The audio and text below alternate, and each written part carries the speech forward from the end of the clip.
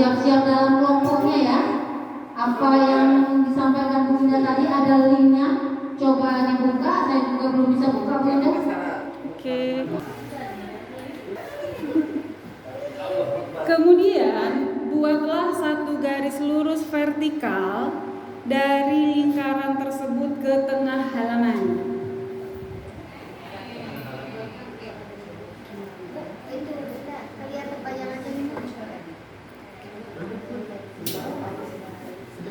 Lalu buatlah 2 garis dari lingkaran tadi mengarah ke bagian tengah kertas. Ya.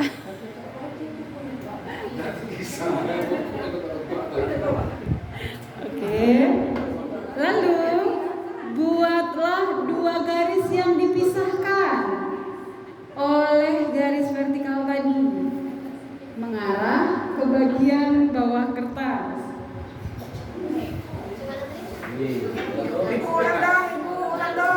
Oke, diulang ya. Langkah yang keberapa? Pertama. Oke. Lingkaran. Pertama-tama buatlah lingkaran kecil di bagian atas kertas. Nah.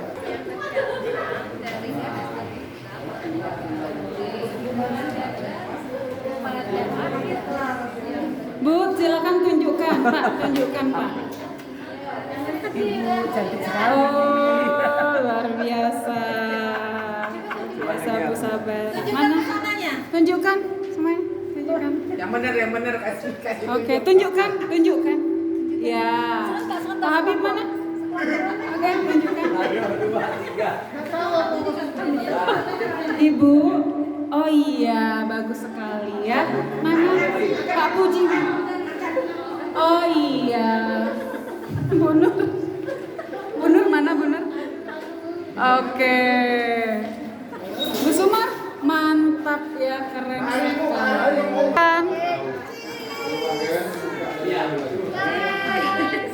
Perasaan saya waktu menggambar tadi, kenapa Ibu nyuruh bikin lingkaran? Dari lingkaran kata Ibu tarik garis lurus vertikal ke bawah. Di benak saya itu udah terpikir bahwa ini mungkin gambar orang karena bulat kan ke bawah ini merasa saya mungkin ke badannya atau kakinya gitu. Dan cuma saya itu udah ngeh ya tadi yang Ibu bilang tarik garis dari tengah-tengah ke kiri ke kanan, itu saya tidak ngeh. Saya bayangan saya bukan dari tengah-tengah tapi dari bulatan yang pertama tadi di kepala saya. Waktu Ibu kasih bulatan saya udah pikir ini mungkin gambarnya gambar orang katanya. Oke. Katanya di mana saya yang bantu saya itu garis yang lurus itu mungkin kalau itu dari tengah-tengah tengah itu saya ambil. Nah jadi untuk yang kedua jika kegiatan ini diulang karena sudah ditayangkan itu lebih mudah lah dibuka gambar orang. Oh begitu. Terima kasih. Oh iya. Sewaktu menarik garis lurus, jadi bayangan saya itu garis lurus tidak agak menyerong. Nah, ini kebetulan gambar yang kacau. Oh iya, luar biasa. Perasaannya seperti ini. Gitu ya. Oke, luar biasa. Makasih Bu Sumi. Tambahan dong yang nomor 2.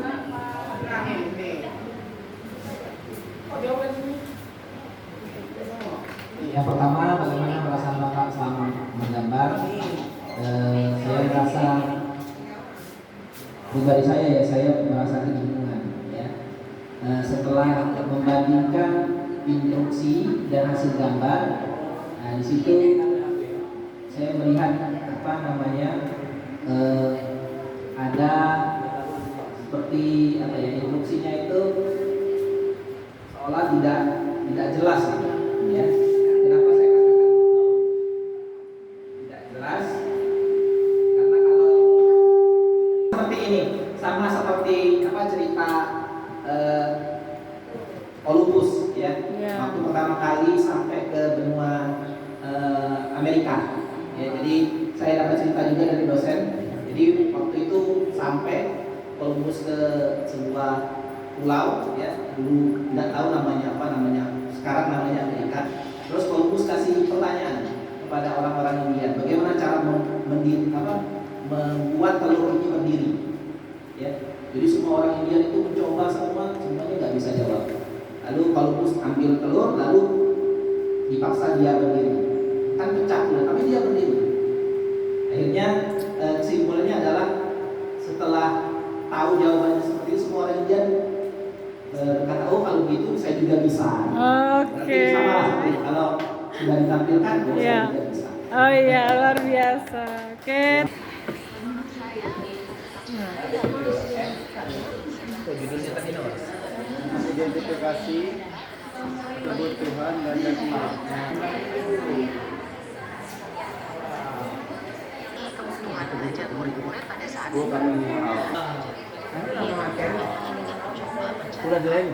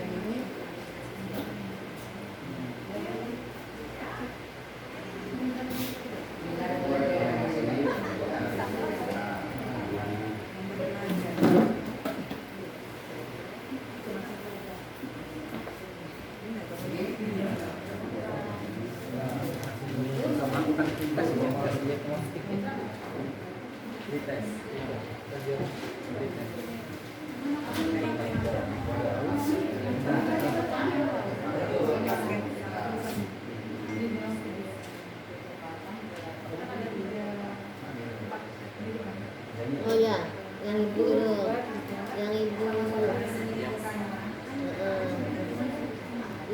gemuk ini.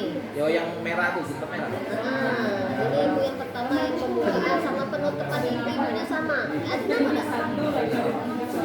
Nggak ada nama nih bu. Ada.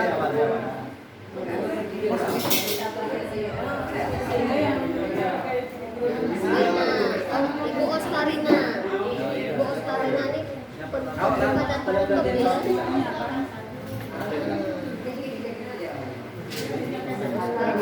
Pikir ada orang empat kali itu.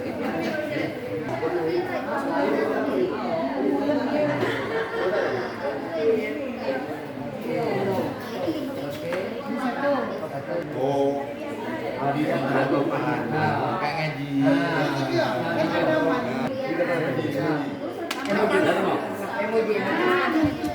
Oh, udah kali dah. Akan melakukan sebelumnya pemanasan air speaking. Ah ya. Misalnya air speaking. La la la la la. Oh ye go. Oke. Oke. Right. Air speaking. Oh la la la. Oh ye go. Nah, sekarang kita ke kelima. Ayo. Ke kelima. Ikutin saya misalnya. Project penguatan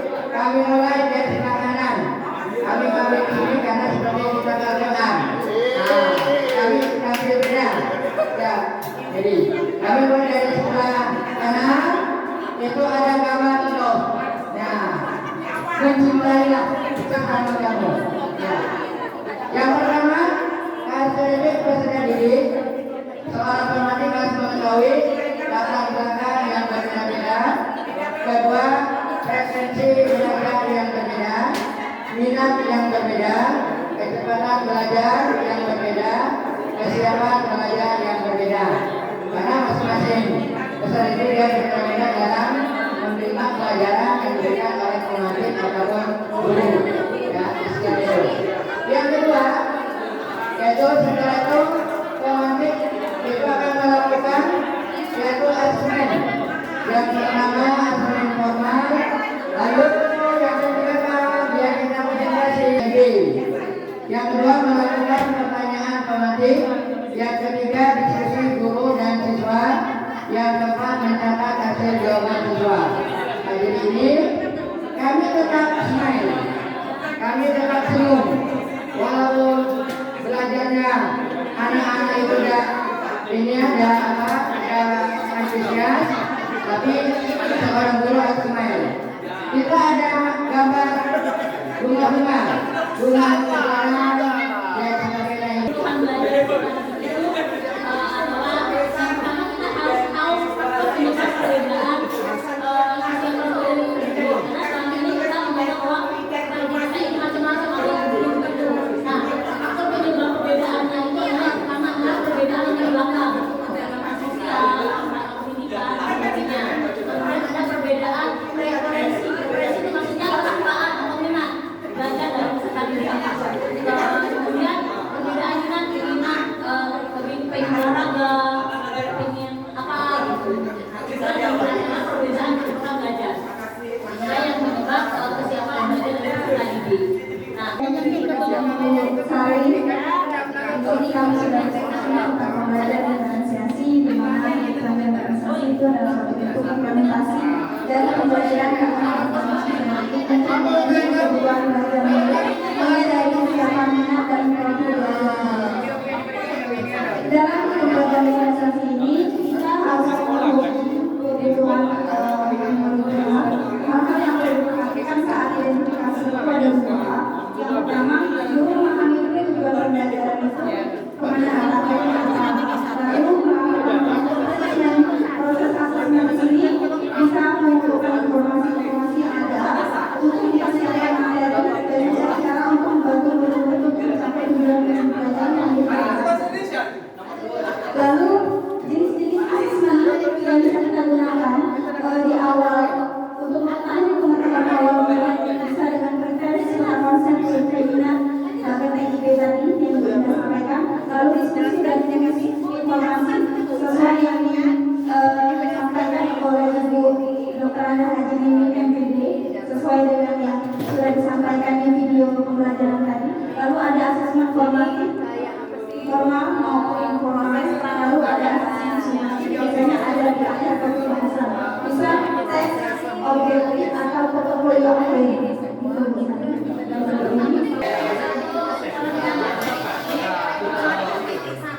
yang belum mendapatkan telepon siapa?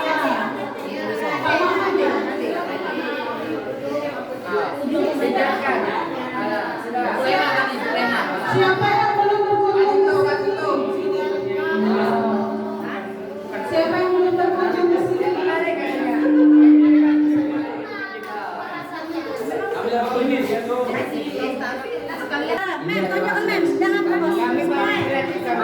Kebutuhan belajar murid. Jadi kami membuat tahapan-tahapannya. Pertama yaitu mengamati perilaku murid secara visual. Ya, kembali.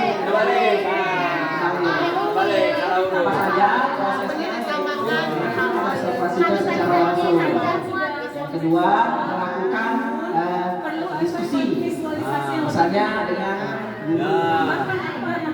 dengan guru atau pendidik, dengan guru atau peserta didik lainnya. Terus yang kedua, lalu mengidentifikasi kemampuan awal. Ya.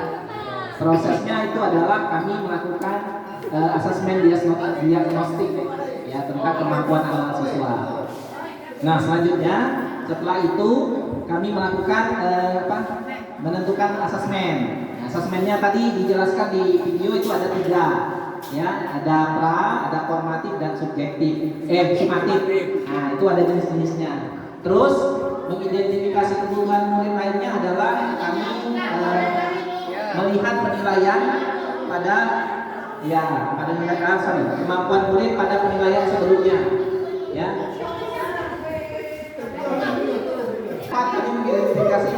murid dari penilaian sebelumnya.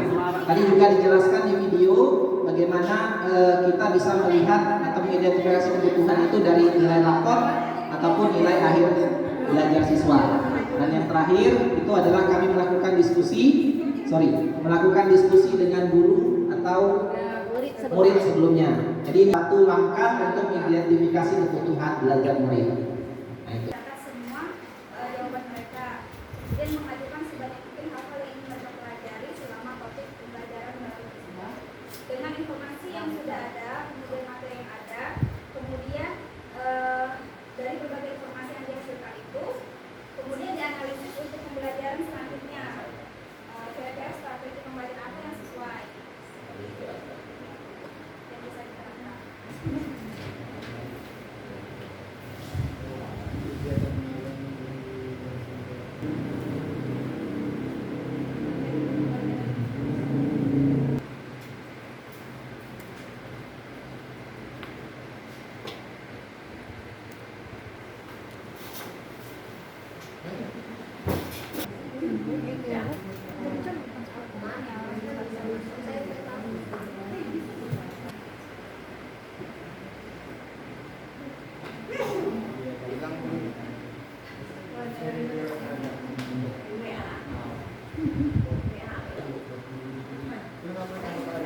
Yang pertama adalah hal menarik apa yang Anda dapatkan pada materi ini, mengapa? Terus terang saja, hari ini saya banyak mendapatkan informasi ya, terutama sesuai dengan tema kita, bagaimana cara mengidentifikasi kebutuhan peserta didik. Mungkin selama ini berdasarkan pengalaman saya mengajar, ada hanya sebagian kecil saja yang pernah saya lakukan, dan ada informasi terbaru. Ternyata untuk mengidentifikasi kebutuhan peserta didik itu banyak cara yang dapat kita lakukan. Kemudian yang kedua pertanyaannya, apakah ada ide atau pengalaman dari narasumber atau peserta yang berbeda dari praktik yang Anda jalankan selama ini? Nah, selama ini untuk mengidentifikasi peserta didik yang sudah saya lakukan adalah saya pernah melakukan gaya belajar siswa itu, mendapatkan informasi gaya belajar siswa dengan cara di sana dikasih pertanyaan. Nah, itu yang pernah saya lakukan. Kemudian kalau pretest itu juga sudah sering sekali. Tapi hal baru yang saya dapatkan di sini adalah mengenai diagram TIB tadi. Nah, itu baru pertama kali ya Bu Indah ya saya mendapatkan materi ini. Ternyata dengan diagram TIB ini sangat baik sekali untuk mengidentifikasi kebutuhan peserta didik. Jadi berkaitan dengan itu, yang ketiga, perubahan atau tindak lanjut yang ingin saya lakukan adalah menerapkan diagram TIB ini untuk pembelajaran khususnya matematika, karena matematika ini memang sering dianggap pelajaran yang sulit, yang tidak menyenangkan, mungkin juga membosankan. Seperti itu, Bim. Terima kasih. Luar biasa. Tepuk tangan dong untuk Bu Sutria. Bagus sekali ya. Sering berefleksi sepertinya. Ya. Yang pertama adalah pertanyaannya, hal yang menarik apa yang didapatkan pada hari ini? Saya melihat dari awal sampai akhir, dan sampai kami pun tidak mengantuk saking asiknya. Yang pertama mungkin saya akan tiru adalah saya akan membuat seperti tadi, menempel di stiker tadi emoji perasaan anak-anak saat itu. Jadi kita bisa tahu apa sih yang dirasakan anak saat itu. Mungkin dia lagi sedih, ada mungkin yang lagi galau, ada yang senang. Nah, dari situ mungkin kita bisa membawa anak itu sesuai dengan emosinya masing-masing. Bisa kita ambil latar belakangnya, mungkin bisa kita tanya kenapa dia sedih, kenapa. Itu yang pertama saya sangat menarik bagi saya. Kemudian kita dapat mengetahui latar belakang, preferensi dan minat peserta didik dari awal. Kemudian yang pernah saya lakukan sama halnya dengan budaya, yang sering saya lakukan mungkin pretest awal. Pretest awal untuk kita mengetahui sampai mana kesiapan materi yang dimiliki anak. Kalau memang anak itu belum siap, mungkin kita bisa mengingat kembali atau sedikit mengulang kembali atau kilas balik sedikit sehingga mereka melihat kembali. Atau memang mereka sudah jauh, nanti kita bisa kasih umpama seperti pendalaman materi yang terbaru. Kemudian hal yang ingin saya lakukan adalah pertama menyiapkan materi sesuai dengan kebutuhan anak dan tuntutan kurikulum. Jadi seandainya materi anak seperti ini, mungkin dia lebih tidak bisa disamakan dengan anak mungkin yang lebih jelas, yang lebih jauh pengetahuannya dengan anak yang belum mengetahui sama sekali. Kemudian yang kedua, mencari cara atau metode seperti yang kita lakukan sekarang atau strategi untuk mencapai tujuan pembelajaran yang akan kita capai. Itu yang ingin saya lakukan intinya. Terima kasih. Oke, tepuk semangat, tepuk semangat. Semangat.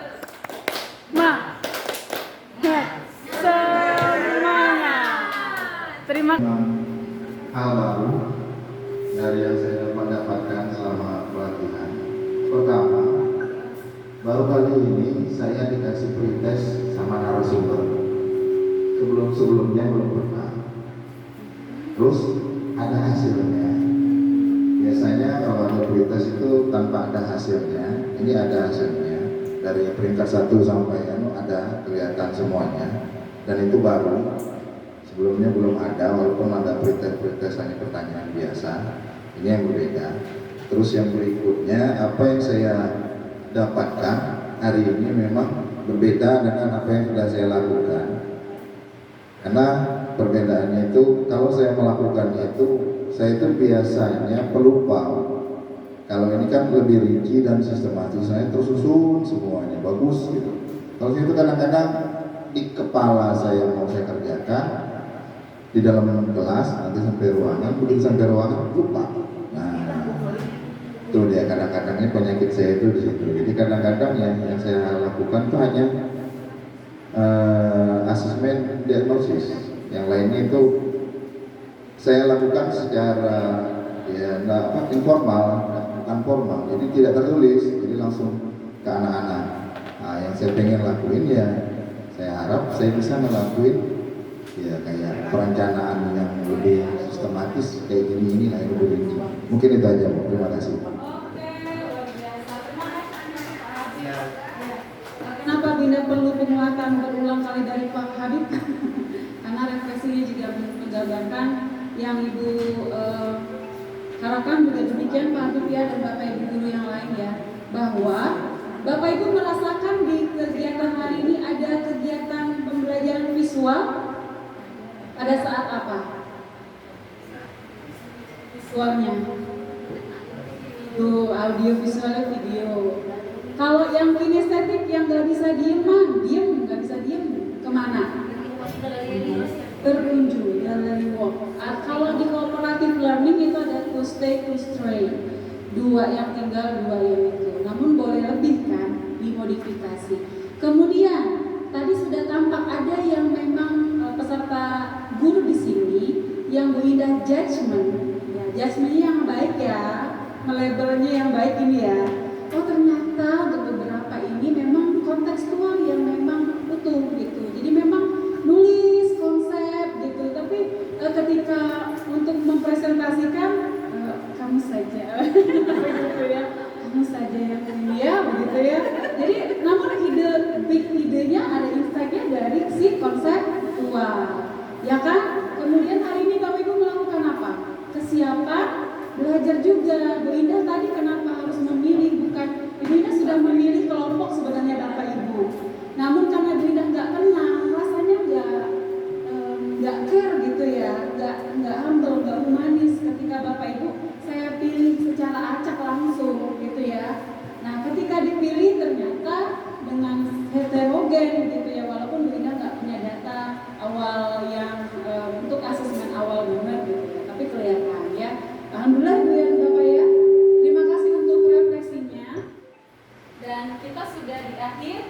paling menarik, nah sekarang dari Bu Indah ya, yang paling menarik itu Bapak Ibu tuh cepat digitalnya di sini. Ya, kayak punya upaya gitu. Upayanya apa? Di Google Chat-nya ada. Kita tidak belajar dari pengalaman, kita belajar dari refleksi sebuah pengalaman. Oke. Cendewi. Salut, salut. Salut, salut. Salut. Oh, begitu. Jangan refleksi. Sungguh alhamdulillah Bu. Kali ini materi yang kami terima itu tidak semata-mata teks.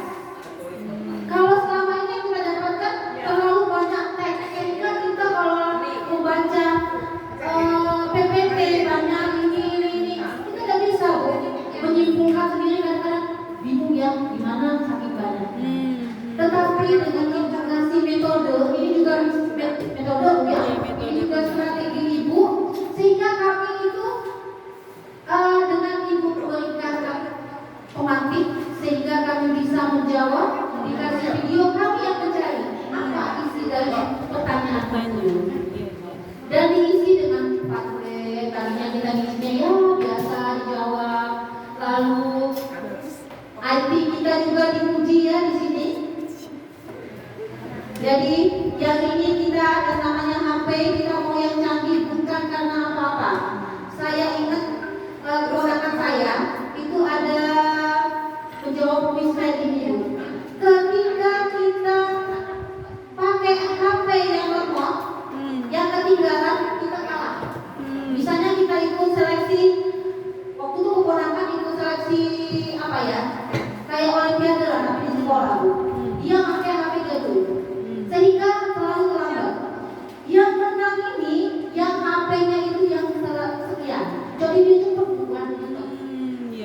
Tuh, hari ini kita juga diuji. Mungkin akan tes kemana? Guru SMP 3 mentok nih, IT-nya. Ternyata alhamdulillah Bu ya, Bu ya. Nah, dan tadi kita uji IT SMP 3 mentok ini bisa diandalkan sehingga materi yang disampaikan itu cepat. Langsung dibuatnya tadi kayak tadi apa akun chat tadi, lalu ada lagi Link saya. Iya, nah, semua ada di situ. Tak perlu lagi nampi di situ. Sekalian kita buka ini semua, ya. Mudah-mudahan Bapak Ibu yang hari ini kita dapatkan sudah banyak. Besok kita akan lagi tambah ilmu yang baru lagi. Masih dengan ini juga ya materinya. Tetapi kelanjutan dari kegiatan ini apa saja. Lalu Bapak Ibu, hari ini saya minta memang dengan Bu Ida, karena Bu Ida ngomong kemarin Bu, saya ini kalau nasi besok kita on-time seperti biasa. Setelah apel jam 7:05, jam 7 kita langsung ke sini. Jadi yang misalnya mau sarapan dulu, nanti kan kasih kue. Nah ngopi-ngopilah dulu sebentar, atau kopinya boleh Bu ya dibawa ke sini Bu ya. Adi di WA.